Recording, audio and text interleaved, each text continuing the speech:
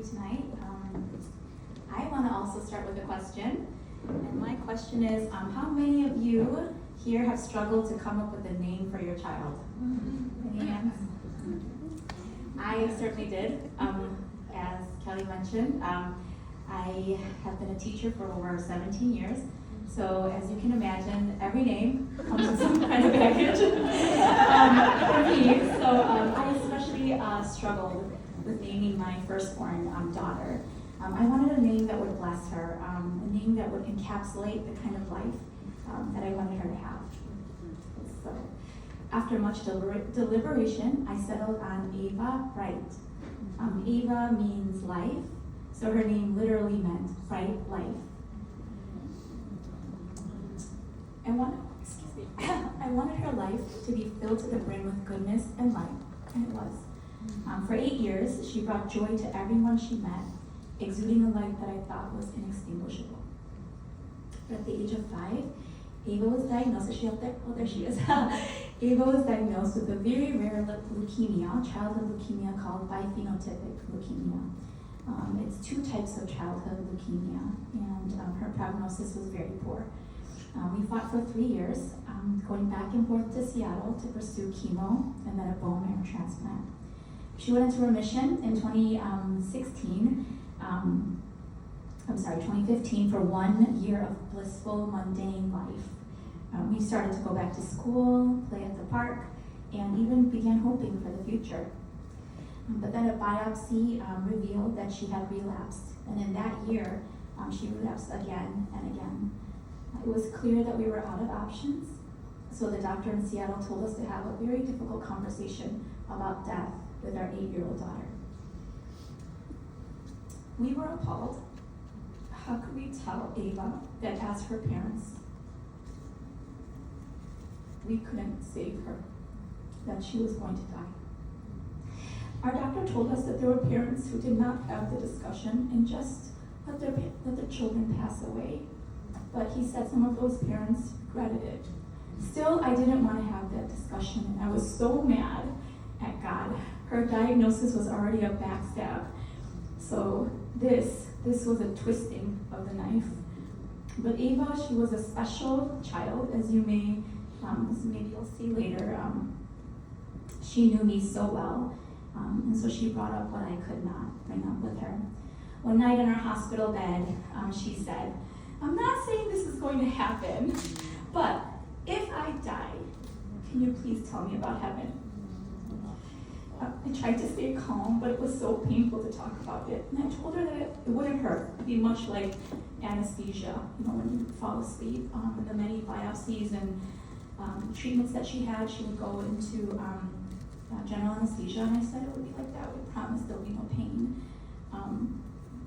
And I told her that in heaven, time moves differently. 1,000 years would feel like one day. And I told her, you'll hold Jesus' hand, and he will show you around. By the time you turn to look for me, to show me these new wonders, I'll be right there. Shortly after that discussion, in December of 2016, we signed the Do Not Resuscitate papers and brought her home to die. I wondered how it could all go so wrong. How was this the bright life I had anticipated for her?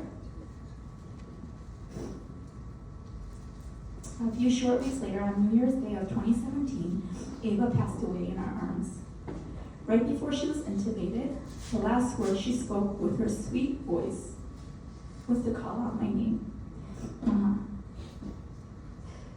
There are no words to describe the agony of holding your child, watching for their chest to rise and fall, knowing that very soon that last breath would come, and there was nothing you could do to stop it. Her death threw me into a tailspin in my relationship with God. Without Ava, I felt like I was in utter darkness. You see, I didn't recognize this God. He was unfamiliar to me. Until then, I lived a pretty protected life. Yes, I had my share of ups and downs, but I never expected this. In fact, I didn't think I deserved it. I grew up in the faith with strong Christian parents, instilling the love of God in me at a very young age. I even married a pastor. Come on. for some reason I was entitled to a certain type of life, exempt from deep pain.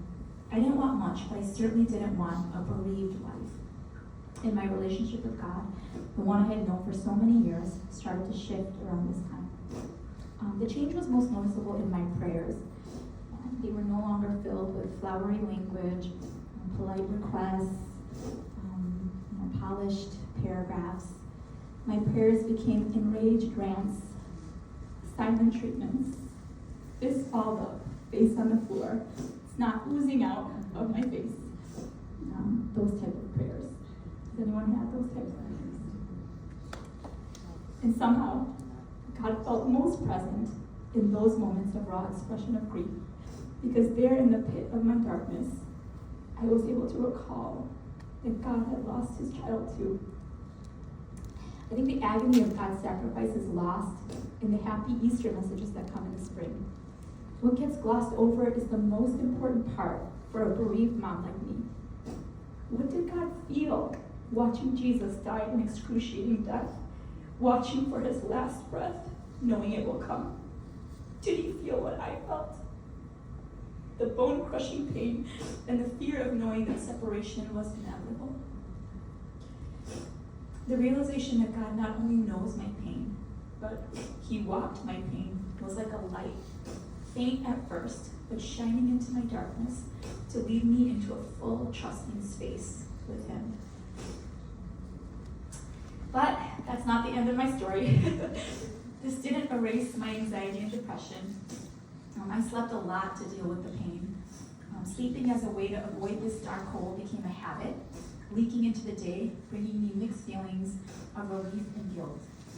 I was happy to escape the pain, even for a few hours, but the guilt came full force when I woke up to a setting sun and my other children playing around me, desperate for attention. Those years were so dark, and I'm definitely not on the other side yet. After Ava died, I wondered if my life was worth living anymore. I struggled a lot with wanting to end my life. I didn't feel like I could share this with anyone. Not my friends, because they would worry. Not acquaintances, because they would judge. Certainly not my church family. Who wants to hear that their pastor's wife is wanting to call quits on this Christian life? So I asked my husband, why does the devil want Christians to die so badly when he knows where they're going? And Mike, my husband, said something that shifted my perspective, and it stays with me to this day. Thank you so much. He said, Satan doesn't want us to die to send us to hell.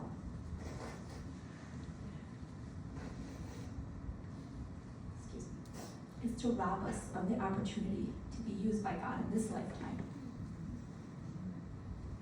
We would miss the chance to see what God would have done with our lives. And this was powerful to me.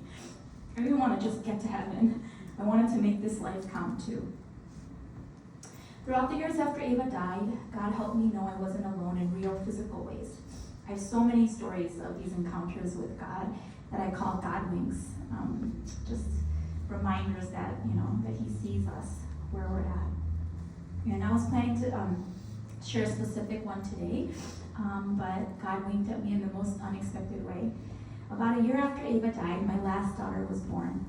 In my post-C-section stupor, I remember Mike, my husband, coming up to me and whispering what I thought of naming the baby Liv. And then he said, because Ava would have really wanted you to live. So we named her Liv Ray. Liv, L-I-V, meaning shelter, and R-A-E, Ray, meaning grace. Shelter of God's grace. It's a beautiful message. He certainly sheltered us from overwhelming grief with his abundant grace. But as I was looking up her name again this week to make sure I had the meanings correct, I stumbled upon something I should have seen 7 years ago. I found that in some Nordic languages, Liv means life, and Ray could mean light. Well, of course, R-A-Y is a beam of light. I was so blinded no pun intended, by my own interpretation of her name that I missed God's wink to me so early on. Unbeknownst to me, God gave our last daughter a name that I didn't expect.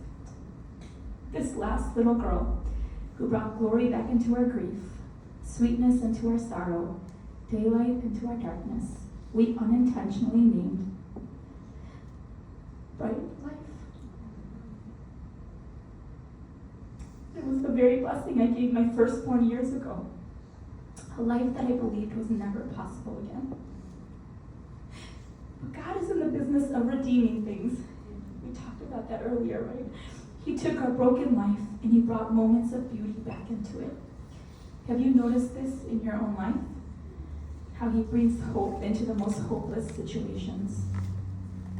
He's constantly making gardens out of the gravel in my life. How is this possible? Because he's the gardener of my life and of yours too. If God is light, then no darkness, not even anxiety, depression, unfathomable grief, and even suicidal ideations can stand a chance against the very light that sustains and gives life.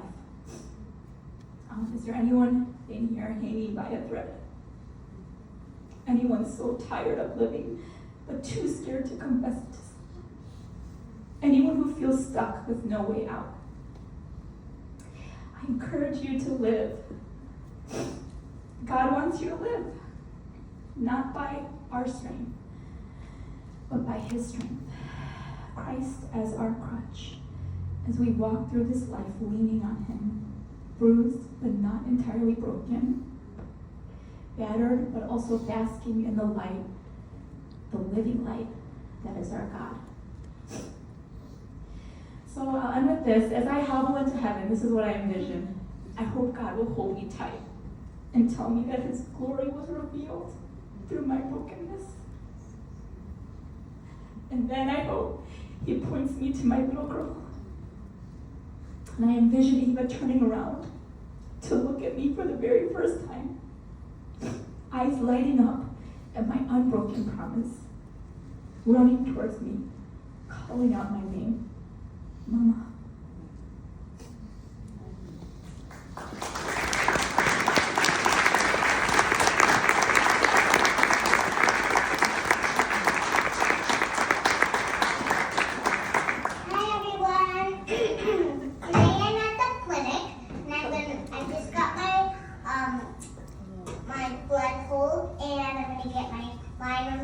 Today, and this is a song I've been singing.